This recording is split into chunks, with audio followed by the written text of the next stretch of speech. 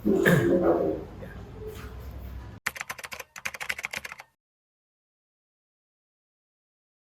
Jadi kalau kita bicara masalah kepolisian, itu kan tentunya kita bicara masalah organisasi. Organisasi ada pemimpinnya, ada sistemnya, ada anak buahnya, dan juga ada SOP yang ada di sana. Kalau kita lihat sekarang yang terjadi di kepolisian ini kan memang tidak bisa dijamankan, tidak bisa disamakan dengan zaman kita dulu. Kalau sekarang sedikit ada masalah diviralkan, yang membuat masyarakat tahu, oh ada sesuatu yang tidak sesuai dengan harapan dia. Ini mendegradasi kepercayaan masyarakat kepada Polri. Berbagai kasus yang muncul selama ini menurut saya ada 3 aspek. Kelemahan di bidang pengawasan, kelemahan di bidang pengendalian, karena polisi kan ada struktur, ada fungsi, ya. Dan yang ketiga ada kelemahan di bidang kepemimpinan. Kalau kita lihat sekarang yang terjadi ini kenapa?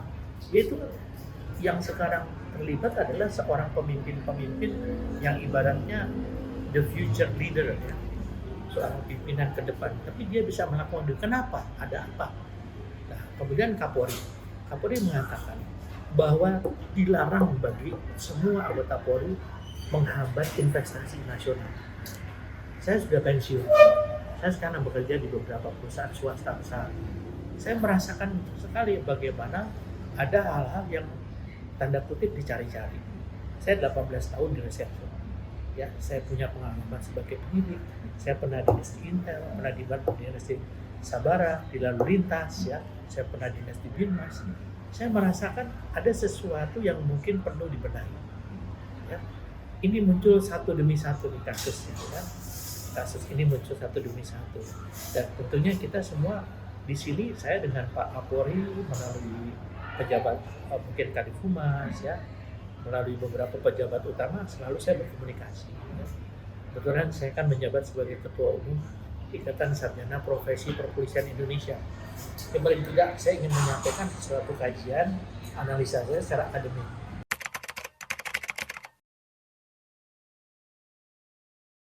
Kalau dikatakan bobrok, saya nggak setuju. Tapi kalau ada sesuatu yang tidak baik-baik saja saat ini, saya sangat setuju mendukung. Saya katakan beberapa teman saya dengan Pak Bonyamin Saiman, ya, dengan Kardi Ilyas, programnya Kardi Ilyas, podcastnya. Saya bilang info-info yang banyak sedemikian itu harus diuji dulu kebenarannya. Setelah itu jadi fakta, baru bisa kita mengatakan, oh polisi itu organisasinya seperti ini. Jangan karena hanya info, karena orang tidak suka opininya menyampaikan demikian, dianggap polisi ini bobrok gitu. Saya nggak setuju, gitu kan. Nah, sekarang yang terjadi di polisi sekarang, apakah ada sesuatu yang membuat kenapa kepercayaan masyarakat menurun? Ya betul, dilakukan oleh pucuk-pucuk pimpinan. Misalnya kasusnya Pak Sambo, kasusnya Pak Teddy, ya, itu kan orang-orang yang betul-betul terkenal lah, ya. Nah, jadi menurut saya itu yang harus menjadi bahan kajian ke dalam, introspeksi, sehingga dikatakan bahwa reformasi kepolisian itu diperlukan, sangat diperlukan.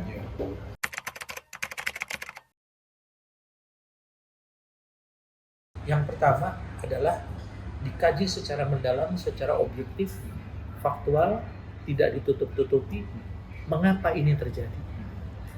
Kalau mengapa ini terjadi kan dari modus operandi, orang-orang yang terlibat, ya. Yang kedua adalah bagaimana supaya ini tidak terjadi lagi. Nah, itu namanya reformasi. Kan Pak Kapolri mengatakan polisi itu tidak anti kritik. Beliau sekarang memerintahkan seluruh Kapolda dan Kapolres membuat WA untuk menerima perintah dari atas. Sekarang pertanyaan saya, apakah perintah dari atas ini dijabarkan sampai ke bawah? Tidak. Karena banyak perintah di atas yang sifatnya menurut banyak orang retorika saja. Jadi ini harus betul-betul dari atas sampai ke bawah. Pengawasannya apa? Bagaimana kalau itu tidak dilaksanakan? Kalau tidak dilaksanakan, kira-kira sanksinya apa? Kan harus ada. Kalau ada perintah, harus ada sanksi. Kalau tidak dilaksanakan, baru anggota di bawah ini akan berpikir 1000 kali. Kenapa? Karena sekarang dengan adanya tindakan oleh oknum-oknum yang tanda kutip mengganggu investasi, ya, itu saya kira akan sangat menyulitkan Polri. Ya, kalau menurut saya sekarang janganlah istilahnya mencari-cari. Kalau memang salah, lakukan penegakan hukum. Tapi kalau nggak salah, jangan dicari-cari.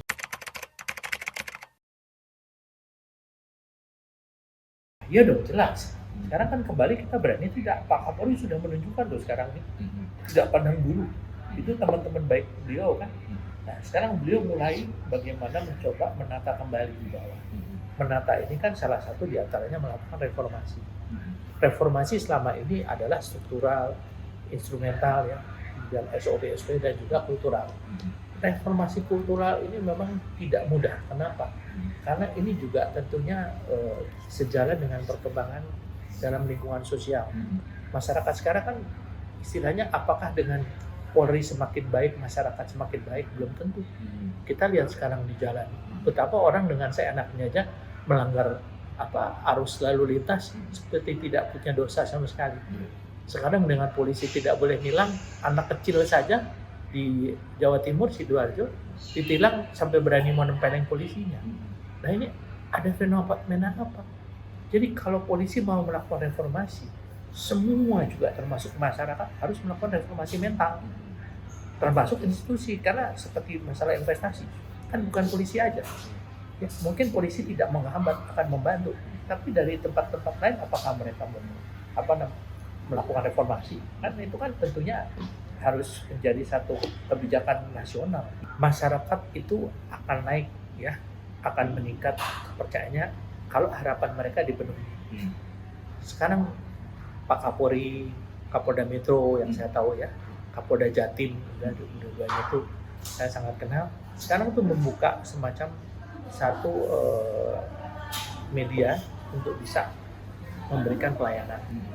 Semua laporan masyarakat. Laporan itu benar-benar harus dikaji. Ya, apakah itu laporan benar, ataukah laporan itu tidak. Nah, kemudian kalau memang benar tidak lanjuti. Contohnya misal sekarang, kalau Kapolri dengan adanya teknologi ini kalau mau melaporkan bisa pakai pakai WA. Tidak perlu ada interaksi. Tidak perlu ada interaksi secara fisik. Itu kan menghindarkan adanya pertemuan yang mungkin terjadi pelanggaran hukum lah, mungkin suap dan lain sebagainya. Kan kalau rumusnya kriminologi itu niat plus kesempatan maka terjadi crime, kejahatan. Nah kalau niat ini kita kan nggak tahu setiap orang. Ada mungkin dia kepepet masalah ekonomi dan lain sebagainya, terpaksa ya anggota-anggota di bawah itu kan juga kasihan, sekian ratus ribu anggota bawahan itu mereka tingkat kesejahteraannya tuh jauh daripada yang diharapkan ya, atau yang memadai. Tapi kan memang itu merupakan konsekuensi jadi polisi. Nah yang di atasnya orang pasti tidak akan lihat di bawah, lihat pasti yang di atasnya tuh.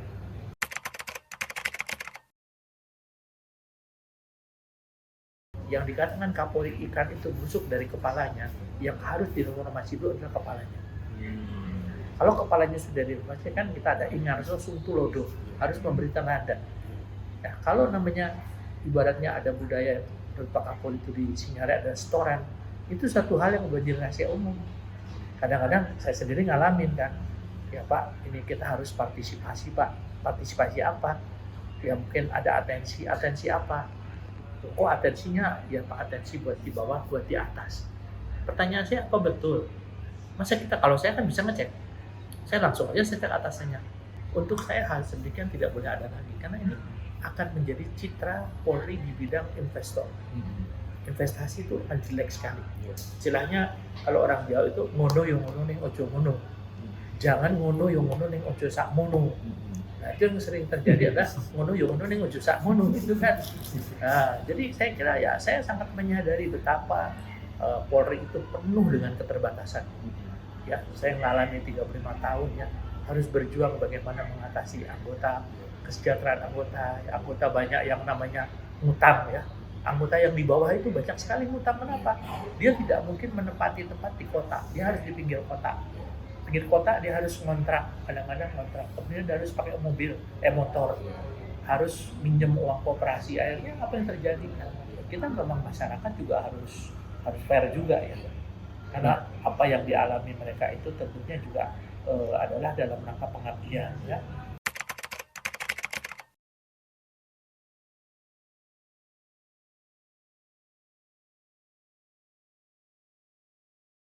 Itulah yang menurut saya ada satu kelemahan dalam hal komunikasi publik. Jadi setiap isu itu harus diklarifikasi.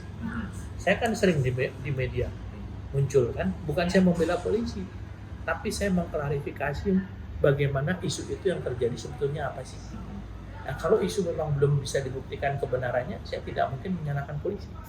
Namanya orang nggak suka kan, dia lapor aja. Ya contohnya orang ditilang, yang jelas dia melanggar lalu lintas. Dia langsung mau videokan polisinya, dikatakan polisinya pungli. Padahal kan enggak. Apalagi contohnya Ismail Bolong ini kan dia menyangkut Pak Kabar Eskrim. Saya kan mantan Kabar Eskrim 2 tahun lebih. Saya tuh diprotek mulai dari masuk, dari penjagaan sampai ke sekpri saya, sampai ajudan, dan semuanya pakai video. Kan gampang dikatakan, Pak saya langsung ngadep Kabar Eskrim kapan, tanggal berapa. Tinggal diputar aja videonya, ada nggak dia ngadep. Itu kan fakta. Tapi kan ini tidak dimunculkan ke masyarakat. Seolah-olah itu terjadi benar.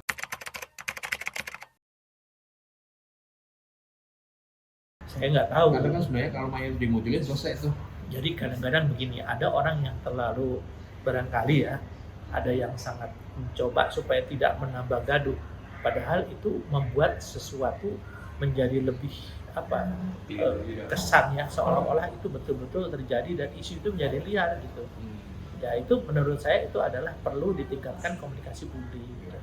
Kita sendiri lihatlah ya, kalau bagaimana Pak Kapolri itu sudah melakukan langkah-langkah yang luar biasa agresif ya. Kemudian tapi beliau itu apa yang disampaikan beliau itu tidak dijabarkan di bawah dengan sesuatu yang nyata.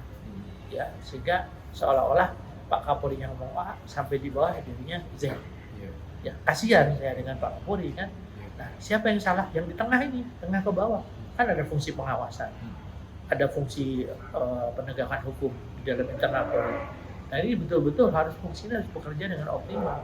Sehingga perintah Kapolri itu benar-benar dilaksanakan. Yang belum melaksanakan perintah itu segera tindak kalau perlu ganti. Banyak sekali orang ngantri di jabatan-jabatan Kapolres, Kasat, Direktur, itu banyak yang ngantri. Nah, sehingga di situ kalau dikatakan kita mau memilih anggota dengan sistem merit ya, merit system itu berlaku di situ. Saya ingat waktu zaman dulu ya, zaman Pak Kapolrinya Pak BHD, Pak Bambang Yanda, itu beliau membentuk namanya tim asesmen. Kalau orang mau jadi Kapolres, calonnya 5, dilakukan asesmen siapa yang terbaik dia jadi Kapolres. Itu dari segala macam aspek ya, mental, kemudian intelek, kemudian kemampuan, pengalaman. Jadi sistem asesmen ini betul-betul the right man on the right place. Tidak dengan manajemen window. Ya kan? Jadi kalau lihat, oh ada orang ini, teman saya ini, anak buah saya, udah dia aja jadi. Nah akhirnya itu, dia naik terus ke atas. Sementara orang-orang yang mungkin lebih baik hanya jadi penonton. Di mana itu sistem pembinaan personil. Mulai dari rekrutmennya sampai dengan istilahnya penempatan jabatan pajak, termasuk pendidikan. Jadi jangan ada lagi namanya titipan, jangan ada lagi namanya oh ini adalah merupakan talent dan lain sebagainya yang istilahnya akhirnya orang yang baik tersisi dengan orang yang memang kebetulan punya jalur, punya duit juga.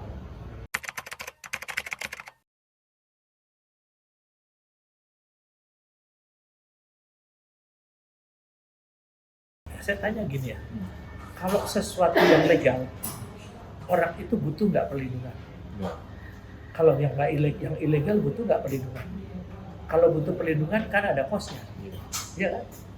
Ada kosnya. Kosnya ini juga kita nggak tahu dari mulai sedikit sampai gede dan bisa selama itu masih berlaku illegal mining itu dia pasti akan selalu terikat. Dan seperti saya sampaikan tadi, meskipun ini terus terang saja tidak bisa menjadi pembenaran, saya itu mengelola kesatuan wilayah, termasuk yang skala, itu banyak sekali dihadapkan kepada keterbatasan sumber daya, baik peralatan, baik operasional, baik yang macam-macam yang lain. Kadang-kadang kita pusing berpikir dari mana kita dapat. Kalau dapat misalnya sesuatu yang ibaratnya kalau dulu tuh partisipasi masyarakat, ya tentunya itu bisa kita manfaatkan untuk membantu anggota kita, kesejahteraan mereka. Tapi kalau misalnya itu berasal dari yang legal, ya itu menurut saya sangat tidak setuju. Karena pengalaman saya selama 35 tahun, dari yang legal saja itu sudah jauh mencukupi. Misalnya perusahaan itu ada CSR.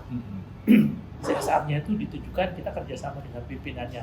Tolong dong, ini di asrama saya ada ini, CSR-nya digeser. Tidak. Dan itu resmi loh, tidak melanggar undang-undang. Kalau yang legal, itu terus terang aja orang bilang ya sekedarnya dia lah.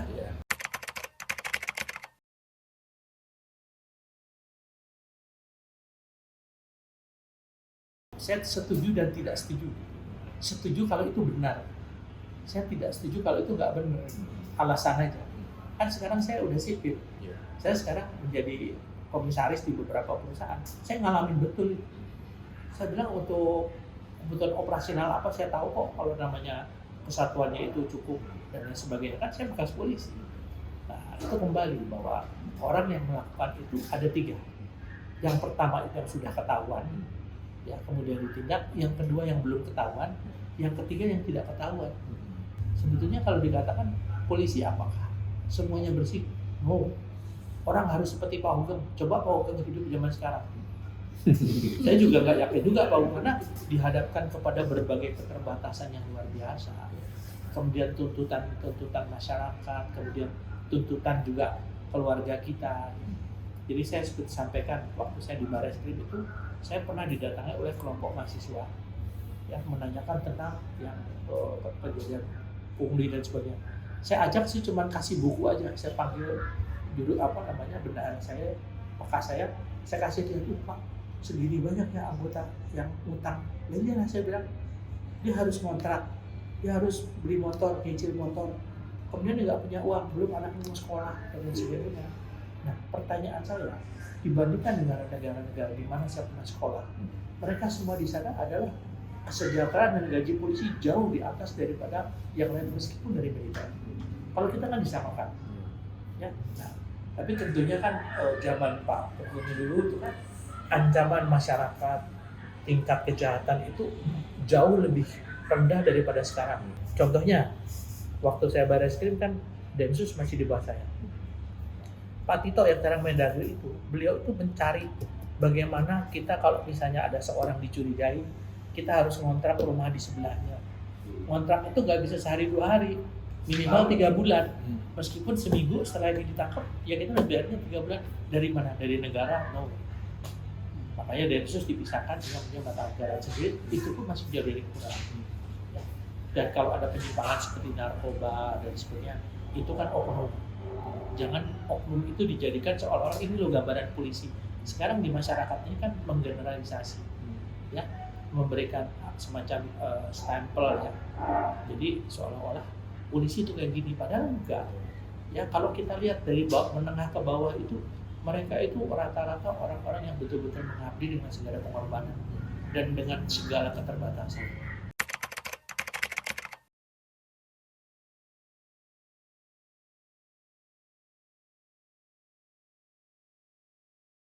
Itu menurut saya keliru ya, karena saya tanya sekarang, berapa banyak pertambangan itu di seluruh Indonesia dibandingkan polisi yang tidak ada di pertambangan itu, dan berapa banyak pertambangan itu yang melakukan itu. Yang ada dulu kan peti namanya, pendambangan tanpa izin. Saya dulu wakil ketuanya tuh Pak Brigjen Slamet Singgi dari Angkatan Darat. Saya wakilnya waktu itu dari Samapta. Itu waktu itu tertib semuanya, kita harmonisasikan habis itu.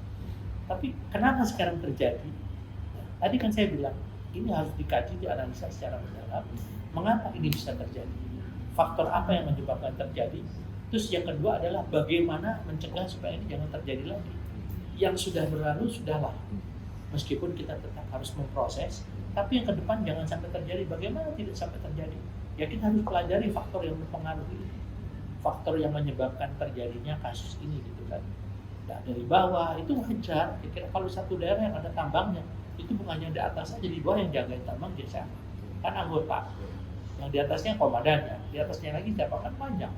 Ya saya bilang kalau namanya legal itu ya mereka buat apa dijaga polisi? Aman kok. Ya kalau nggak legal tolong dijagain lah. Tapi kan ada harga yang harus dikeluarkan kan. Ini kan ilegalnya itulah yang membuat akhirnya terjadi kerusakan lingkungan, kerugian terhadap pendapatan negara, dan itu masuk dalam pidana. Masuk ke polisinya, oknum polisinya adalah gratifikasi. Tapi pertanyaan saya, berapa banyak sih tambang di Indonesia yang ilegal dibandingkan dengan sekian luasnya negara Indonesia? Coba kita lihat di daerah NTT, NTB, dan daerah-daerah yang terpencil itu. Mereka polisinya bekerja dengan sangat pengabdiannya sangat tinggi dibandingkan dengan oknum ini. Ya, polisi itu sekarang ada 430 dan 440 ribu. Itu mungkin sekitar hanya tidak sampai 5% yang oknum itu kan. Tapi tidak bisa menggambarkan, tidak bisa menjadikan stigma bahwa polisi itu brengsek atau bobrok. Saya nggak setuju itu. Karena banyak sekali, tapi kan kasihan gitu. Mereka yang baik melihat itu ada rasa dongkol, ada rasa marah, tapi mereka tidak berdaya apa-apa. Siapa yang bisa melakukan? Atasan. Siapa? Kapolri. Kapolri kan udah perintah, tangkap Ismail Bolong. Logikanya Ismail Bolong udah cerita, kemudian dicabut, dia tidak diapa-apain. Saya terpaksa ngomong di media kan. Nah kemudian Pak Kapolri mengeluarkan, itu berarti Kapolri itu sangat akomodatif. Kan baca kan, dapat saya kan bahwa itu harus diproses. Dan Pak Agus ini kalau tidak terbukti usut atau lakukan tindakan hukum terhadap Ismail Bolong. Kalau saya demikian saya usut, kalau memang betul saya akui. Tapi kalau tidak saya usut dia kena undang-undang pidana, dia kena undang-undang ITE. Pidananya 310, 315 ya. Kemudian jadi ITE-nya juga kena kan. Dia fitnah, perbuatan tidak menyenangkan, kemudian melaporkan sesuatu yang tidak benar. Nah, jadi saya kira itu nanti masyarakat puas. Oh ternyata benar Ismail Bolong ini benar-benar bolong gitu kan. Kalau sekarang kan orang mikir, oh jangan-jangan apalagi yang dituju adalah seorang pimpinan fungsi yang istilahnya di polisi itu garda terdepannya lah. Kabar eskrim.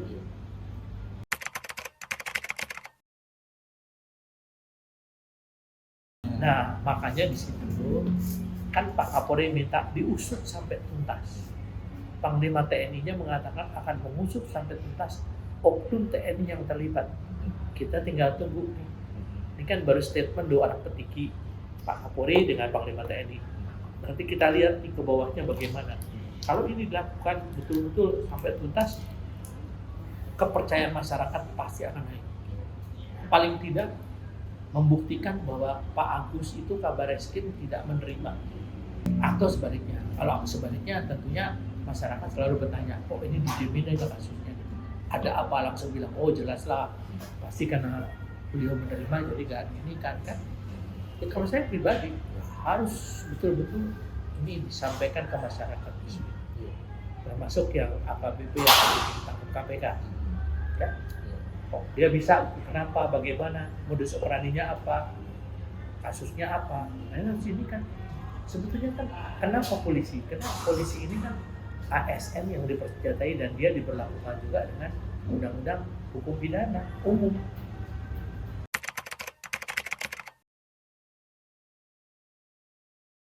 Kalau menurut saya, sekarang kita lihat ya, kondisi negara itu bagaimana sih? Orang itu apakah cukup dihadapi dengan misalnya ditepuk-tepuk, ya, dikasih tahu itu? Kita lihat sekarang coba betapa namanya geng-geng jalanan, geng motor pakai senjata di semua membuat orang, kalau nggak ada polisi bayangin bagaimana. Apakah polisi bilang, adik-adik jangan bawa senjata ya? Kan tergantung daripada eskalasi ancaman itu. Jadi tindakan kita itu sudah ada SOP-nya. Kalau tindakan ini kita melakukan dengan tindakan yang soft approach, kalau ini mungkin dengan middle approach, yang di atasnya pakai hard approach, tindakan keras. Nah, tapi semuanya harus didasarkan pada SOP. Ya. Seperti kalau nembak itu kan juga harus ada namanya peluru senjata itu ada senjata peluru kosong, peluru apa, peluru yang isi karet, dan peluru tajam. Kalau peluru dalam keadaan terpaksa harus tembak pantul. Ya. Nah itu harus dilaksanakan. Yang paling penting kan satu lagi, kenapa ini terjadi? Banyak sekarang anggota yang diperintah pimpinannya tapi tidak berani menolak, termasuk illegal mining ini. Nah, jadi kenapa tidak menolak? Karena mereka belum memahami tentang Perpol nomor 7 tahun 2022. Di sana disebutkan bahwa semua anggota apabila diperintah kepada atasannya yang salah, dia berhak menolak dan melaporkan kepada atasan yang memberi perintah. Dan dia wajib untuk dilindungi oleh institusi. Kalau begitu, tidak akan terjadi kasus sambo. Tidak akan terjadi mungkin kasus illegal miningnya. Ikan bolong ini. Kalau perlu struktur-struktur yang nggak perlu bubarin gitu. Contohnya Satgas Merah Putih itu kan unstructured. Kan? Jadi itu bubarin, jangan ada lagi satgas lagi yang membuat masyarakat curiga. Satgas itu harus dibiayai, anggarannya dari mana, buat apa, kepentingannya apa. Dan itu udah dilakukan ya Pak? Sudah, kan udah dibubarkan. Jadi sekarang kita harus belajar dari pengalaman yang masa lalu, itu harus jadi pelajaran. Pengalaman yang untuk masa kini adalah kita tidak boleh terjadi lagi. Bagaimana supaya tidak terjadi faktor-faktor penyebab yang menjadi itu terjadi masa lalu itu harus betul-betul dikaji secara objektif. Jangan ditutup-tutupin ya, secara cermat. Kemudian ini semua dieliminir dengan keputusan Kapolri.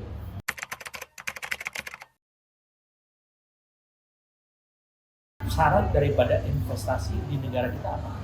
Keamanan. Penanggung jawab keamanan sesuai dengan undang-undang dalam keadaan negara dalam keadaan damai adalah polisi. Bagaimana kalau namanya investor itu tidak merasa aman? Kalau yang membuat tidak aman itu adalah polisi sendiri. Dengan cara apa tadi? Mencari-cari kesalahan. Ya. Loh, ini kan sebetulnya cuma ini. Ada undangan klarifikasi.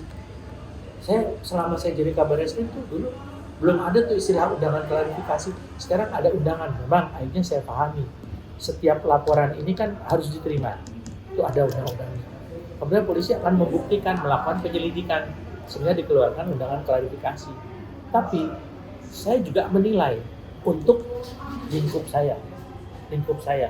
Kalau undangan klarifikasi ini sifatnya mencari-cari, saya protes. Gitu. Karena adalah alasan kan.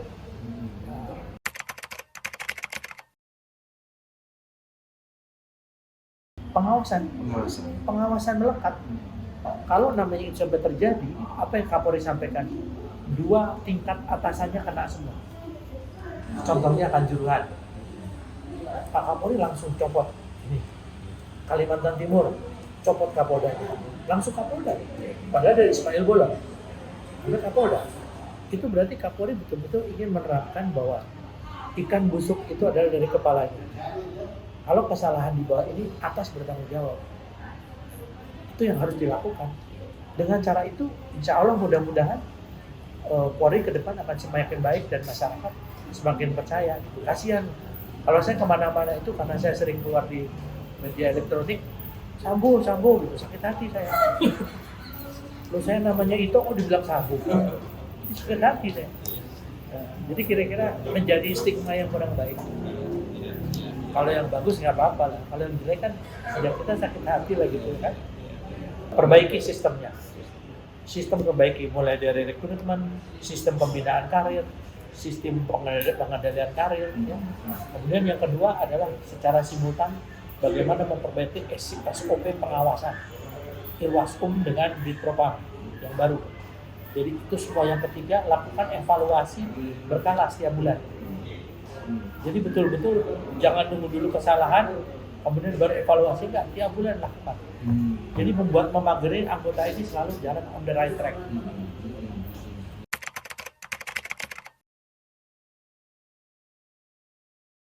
Sebetulnya bukan kendor ya, agak ragu-ragu, ya, takut berbuat salah, takut salah, wajar. Kenapa? Karena memang yang tadi saya bilang, aturan itu harus benar-benar dibuat yang bisa menjadi kisi-kisi orang dalam berperilaku dan bertindak. Ya, kalau dikatakan polisi ini agak kendor, ya saya mengatakan sependapat karena mereka takut salah. Supaya tidak takut salah, buatlah satu ketentuan yang mengatakan ini yang harus kamu lakukan, ini yang jangan kamu lakukan.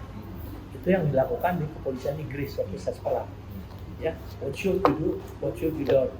Jadi ini yang boleh kamu lakukan, ini yang nggak boleh. Gitu. Sederhana aja kok, ya kan? Tapi masyarakat juga harus tahu. Role of thumb-nya jelas. Ya harus jelas, harus jelas. Sekarang kan masih istilahnya antara peraturan yang dibuat dengan perkembangan di dalam masyarakat ini demikian cepat, akhirnya peraturannya bisa berubah. Bukan dalam hitungan tahun lagi, bulan udah harus berubah.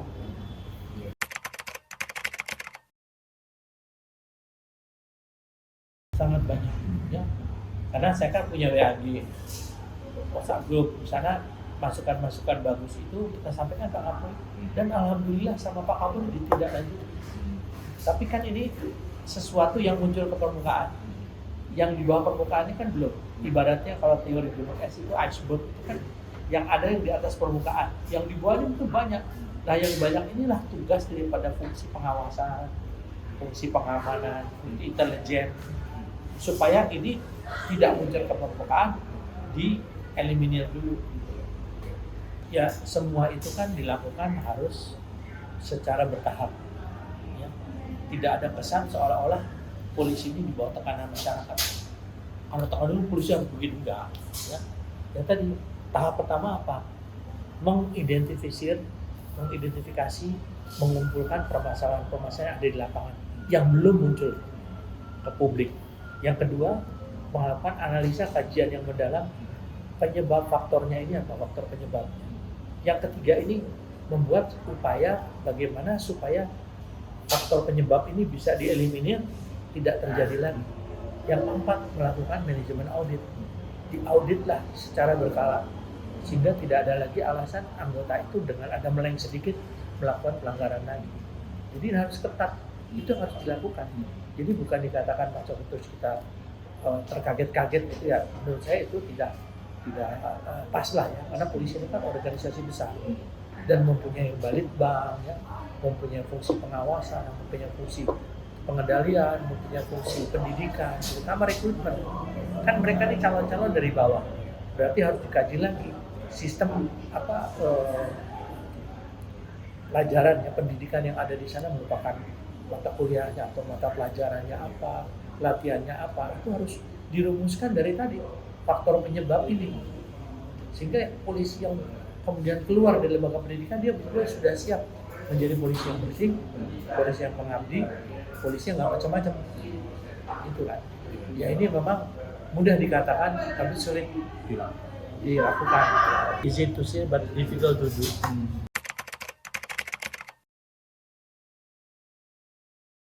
Saya sangat setuju. Kan kalau namanya investasi kan ada dua. Satu ada kepastian hukum, yang kedua ada keamanan. Dua ini yang kepastian hukum yaitu. Jadi jangan sampai ada yang nyarinya yang ganggu gitu. Tapi masyarakat kita kan juga aneh. Pengalaman saya, kita sudah sepakat semua. Begitu ada apa-apa, mereka langsung dengan LSM yang nggak jelas demo. Ya. Akibatnya adalah investasi juga terganggu. Padahal surat-surat semua udah izin udah sesuai. Untuk polisinya juga demikian, sangat setuju. Kenapa? Karena kan mereka ini juga bisa mendapatkan tambahan yang legal. Yang legal kan, seperti tambang. Kalau tambang legal, penjagaannya siapa? Ya, libatkanlah polisi. Gitu kan. Tapi kalau misalnya nggak legal, ya jangan ngelibatin polisi. Gitu. Di dunia ini ya, semuanya nggak ada yang penting. Hitam tuh nggak ada, abu-abu semua. Cuma ada abu-abu muda, ada abu-abu yang sedang, ada abu-abu yang gelap. Pas saya waktu dinas dulu juga kalau udah pusing-pusing, ada anggota ke daerah kasihan, uang hotel nggak ada, uang ini nggak ada, saya cari dulu siapa yang pengusahanya baik gitu kan. Tolong dong nih aku, karena dia tahu saya polisi kan. Oh iya Pak, saya siapin hotel, siapin ini. Kalau enggak, anak buah saya tidurnya di losmen. Kadang-kadang mungkin di tenda. Jujur aja loh, itu saya alami. Kadang-kadang seorang kolonel ke satu daerah, masa dia harus pakai kereta api, padahal di sana yang mau ditangkap harus hitungannya hitungan menit. Akhirnya saya cari uang untuk bagaimana dia berangkat. Masyarakat nggak tahu. Masyarakat tuh tahunya hanya polisi itu serba cukup, padahal jauh dari kecukupan, sangat jauh.